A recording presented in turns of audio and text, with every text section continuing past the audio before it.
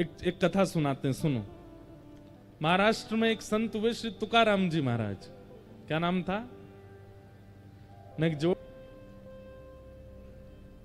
छत्रपति शिवाजी महाराज ने जब इनका कीर्तन सुना तो छत्रपति शिवाजी ने नियम बना लिया कि जब भी वो युद्ध के लिए जाते थे तो युद्ध क्षेत्र के आसपास यदि तुकाराम जी होते थे तो उनके कीर्तन में छत्रपति शिवाजी अपनी सेना आदि सब छोड़ करके जाते थे अकेले।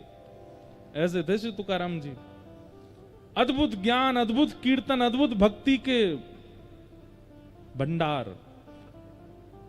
पंडरीनाथ भगवान, श्री विठ्ठल भगवान उनसे बहुत रीझे रहते थे। अब देखो, छत्रपति शिवाजी जिनके चरणों में नतमस्तक रहते हैं, साक्षात जगत नियंता जगदाधार पंडरीनाथ भगवान श्री विठ्ठल भगवान जब तुकाराम जी मंदिर में प्रवेश करते थे तो विठ्ठल भगवान की जो प्रतिमूर्ति थी वो जड़ से साक्षात सचल हो जाती थी। हंसने लग जाते थे ठाकुर जी, आंखें टिमटिमाने लगती थी ठाकुर जी की तुकाराम जी के आते ही। तुकाराम जी जिस गली से निकल जाते थे लाखों की तादाद में लोग उनके घेरा में चलते थे, आगे पीछे हाथ पांव जोड़ते हुए चलते थे। लेकिन जब तुकाराम जी अपने घर आते थे तो पत्नी उनकी बिल्कुल विपरीत थी। वो डांटती भी थी, फटकारती भी थी और खूब सुनाती भी थी। पूरे दिन कुछ करते धरते नहीं हो, प्रवचन करते रहते हो, कथाएं सुनाते रहते हो, कुछ दक्षिणा लिया करो, घर कैसे चलेगा? सोचो, छत्रपति शिवाजी महाराज का आज अगर नाम महाराष्ट्र की भूमि पर ले लिया जाए तो लोगों के रोंगटे खड़े हो जाते हैं। आज भी उन शिवाजी महाराज, वो शिवाजी महाराज तुकाराम जी के सामने नतमस्तक होकर बैठते थे और उनकी ये स्थिति थी अपने ही घर में। पत्नी उनको ज्यादा कुछ करती नहीं। लो ये गन्ने, खूब सारे गन्ने दे दिए, इनको बेच के आओ और उसका जो पैसा मिलेगा लाके मुझको देना। घर चलाना आता नहीं है, बस पूरे दिन कथा प्रवचन करते रहते हो, जाओ चलो। तुकाराम जी निकल गए गन्ने लेके।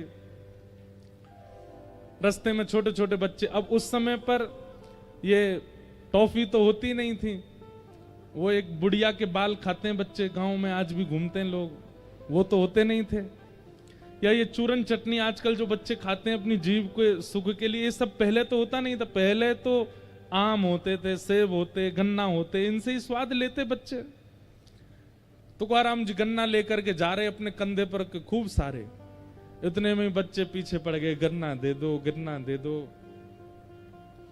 तुकाराम जी महाराज बड़े बेचारे भावुक हो गए। अरे आओ आओ आओ, ये लो तुम्हारे लिए, तुम्हारे सब बच्चों को बांट दिए, सारे गन्ने बांट दिए, एक बच्चा। तुकाराम जी ने अपने ऐसे कंधे पर लटका लिया, दोनों हाथ टांग लिए उस पे, घर आ रहे थे। पत्नी इतनी खुश हो गई, ओहो सबरे गन्ने बेके आए, खूब सारा पैसा लेके आए होंगे। जैसे तुकाराम जी घर आए, पत्नी ने तो महाराज खूब सुंदर उनकी आरती करी। आओ आओ आओ आओ, देखो आज कितने अच्छे लग रहे हो, कथा करके आते हो अच्छे नहीं लगते, आज अच्छे लग रहे हो, दक्षिण पैसा लेके आए होंगे ना, बताओ कितने रुपए में बेका सब? तुकाराम जी बोले, देवी मैं तो गया बेचने ही था, तो मार्ग में बहुत सारे बच्चे मिल गए, मैं तो बांट आया सब में, और ये एक मैं इसलिए बचा के लाया था कि भाई तुम भी हो मैं भी हूं, हम दोनों भी तो खाएंगे। पर मैं ये सोच रहा हूं कि हम खाने वाले दो, गन्ना तो एक ही है, अब हम दोनों में कौन खाएगा इसको? दो होते तो बात और अच्छी बन जाती। पत्नी को आया गुस्सा, अपने दांत कटकटाने लगी, बोले रुक जाओ मैं बताती हूँ तुमको। बांट आए बच्चों में और गन्ना पकड़ करके एक दिया उनके कमर पे, सोई गन्ना टूट गया, दो हो गए। तुकाराम जी बोले, वाह वाह वाह, जय हो विठ्ठल भगवान, आपने तो ऐसी बुद्धिमान पत्नी मुझको दी है, बताओ इसने दो कर दिए, ले एक तू खा एक मैं खाऊंगा। इतनी अनुकूलता में रहते थे, उनको पीड़ा का अनुभव होता ही नहीं था। आज का पति होता क्या करता? ऐसे व्यवहार की पत्नी मिल जाए तो, या ऐसे व्यवहार का पति मिल जाए तो आज के लोग नहीं सहन कर पाएंगे। लेकिन तुकाराम जी पर कोई प्रभाव नहीं पड़ता था उस बात का। अब इसका उत्तर क्या है, क्यों नहीं पड़ता था? तो अभी सीधी बात तो यह है कि तुकाराम जी भगवान के भक्त हैं, इसलिए उनको लेकिन ऐसे नहीं ना, कोई बात ऐसी बताई जाए जिससे ये प्रमाणित हो जाए कि तुकाराम जी को प्रभाव नहीं होता था। एक बार तुकाराम जी के गांव का एक नया बालक था, उसकी शादी के लिए पूरा परिवार पीछे पड़ रहा था, तू शादी कर शादी कर। उसने एक ही शर्त रखी, बोले हमारे गांव के तुकाराम जी अगर बोल देंगे कि शादी कर तो करूंगा। क्यों? क्योंकि उनकी पत्नी इतनी विपरीत है, वो कभी कहेंगे ही नहीं। भाई जो स्वयं जला हुआ होगा वो दूसरे को सावधान करेगा ना।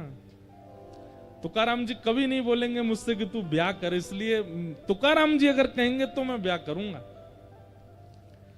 घर वाले बेचारे डर के मारे नहीं जाते थे, क्योंकि तुकाराम जी को मना ही करना है। सबको यही लगता है तुकाराम जी मना कर देंगे, वो खुद बेचारे इतने कष्ट भोग रहे हैं।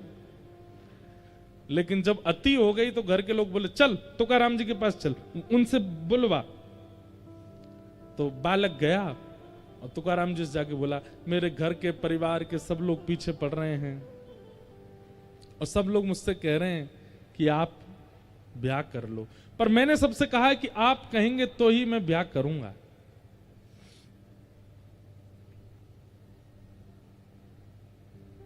आप बताइए ना, मैं ब्याह करूं कि नहीं करूं? घर के सब लोग बैठे थे, सब घबरा रहे थे, बोले ये मना कर देंगे तो ये तो बिल्कुल ही नहीं करेगा। तुकाराम जी बोले जितना जल्दी हो सके उतना जल्दी ब्याह कर लो, जितना जल्दी हो सके उतनी जल्दी करो। तो वो लड़का घबरा गया। घर के लोग तो वहीं पर ही नाचने लगे, बोले अब तो बेटा तू गया, अब तो तेरा ब्याह होगा। तुकाराम जी बोल दिए। घर के लोग चले गए तो वो अब तुकाराम जी के पास बैठा, बोला आप साधक प्रवृत्ति के व्यक्ति नहीं है। अरे जब पता है कि मार्ग में हमने कष्ट भोगा तो दूसरों को सावधान करना चाहिए। आप खुद इतनी पीड़ा में रहते हैं, पत्नी आपकी मार तक देती है सबके आगे, और आप मुझसे कह रहे हैं कि मैं भी ब्याह कर लूं। क्यों? तुकाराम जी बोले देख भाई, अगर अनुकूल पत्नी आ गई तो तुम दोनों जीवन आराम से जी लोगे, और यदि प्रतिकूल पत्नी आई तो इस गांव में एक की जगह दो तुकाराम हो जाएंगे, मैं और तू दोनों। लेकिन उस बालक ने चरण पकड़े, बोले मैं ठीक है मैं ब्याह करूंगा, लेकिन आपकी प्रसन्नता का राज क्या है? आपकी पत्नी विपरीत है। और तुकाराम जी का पहले ब्याह हुआ था तो पत्नी और बेटा भुखमरी के कारण मर गए थे, उनके प्राण चले गए। तो दूसरा ब्याह हुआ तो दूसरी पत्नी इतनी तेज आई कि वो ऐसा करती थी। तो उस बालक ने कहा इतनी प्रसन्नता का कारण क्या? आप इतने प्रसन्न क्यों रहते हो? आपकी पत्नी बिल्कुल विपरीत स्वभाव की, आपके घर में कोई सुख शांति नहीं है, आप पूरे दिन यहाँ पहाड़ी पर बैठे रहते हैं, आपको भोजन भी घर से तो मिलता नहीं है, फिर भी आपके चेहरे पर कभी शिकन नहीं देखी, आपके चेहरे पर कभी मायूसी नहीं देखी। इसका कारण क्या है?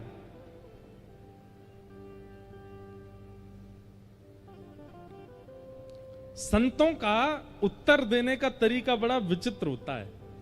तुकाराम जी बोले मैं अपनी तो तुझे बाद में बताऊंगा, लेकिन तेरी माथे की रेखा मैंने देखी और मुझे कुछ पता चला है, मैं तुझे बता दूं। बालक बोला बताओ। बोले अगले 7 दिन में तेरी मृत्यु हो जाएगी, तू मरने वाला है। बालक घबरा गया, बोले ये क्या कह रहे हैं आप? बोले मैं सही कह रहा हूं, तेरे पास केवल 7 दिन बचे, अपना समय व्यर्थ मत गवा।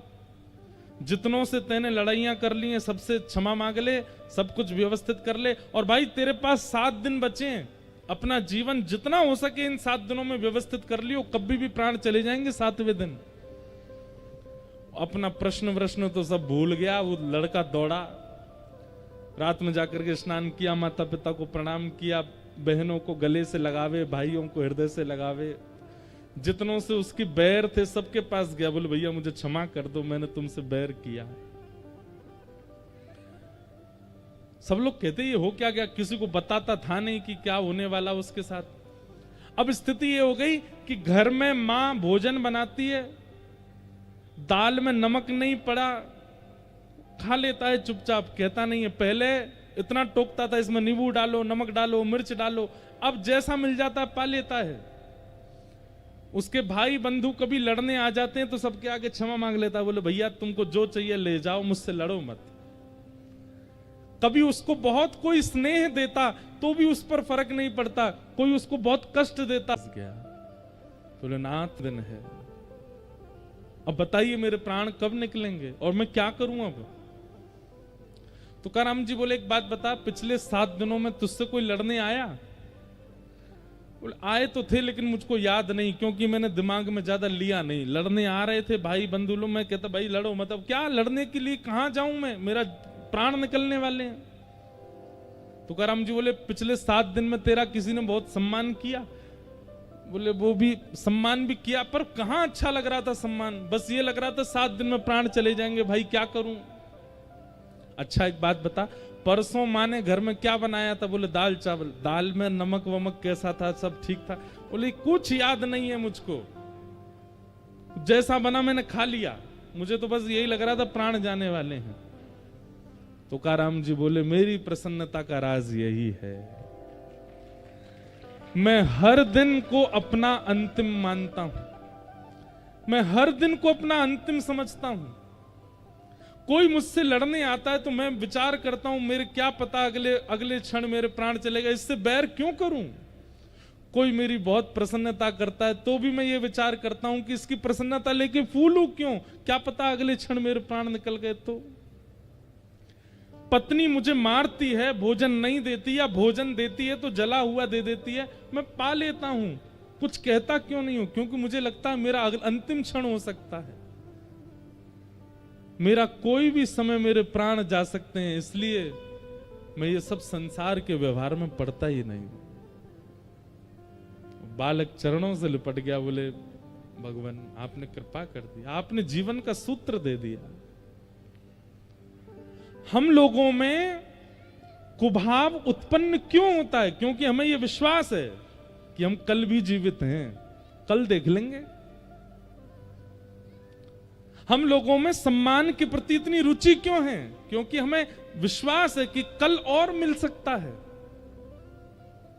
सम्मान के प्रति रुचि और अपमान के प्रति क्रोध, या जितने भी विकार हमारे चित्त में आते हैं वो केवल इसलिए आते हैं क्योंकि हमें विश्वास है कि हम जीवित रहने वाले हैं।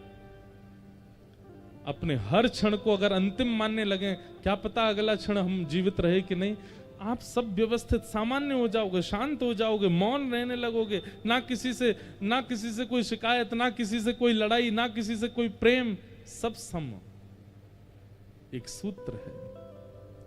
ठाकुर जी जब जीवन में आते हैं तो विपत्तियां कम नहीं होती, पर विपत्तियों का प्रभाव खत्म हो जाता है।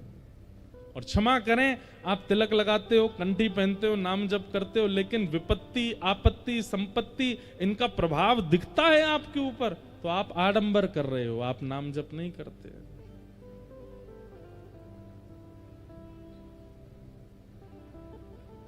तापत्रय विनाशाय श्री कृष्णाय वयं नुमः। ऐसे 3 तापों को उपशमन करने वाले श्री कृष्ण को हम बारंबार प्रणाम करते हैं। भागवत जी के महात्म का पहला श्लोक।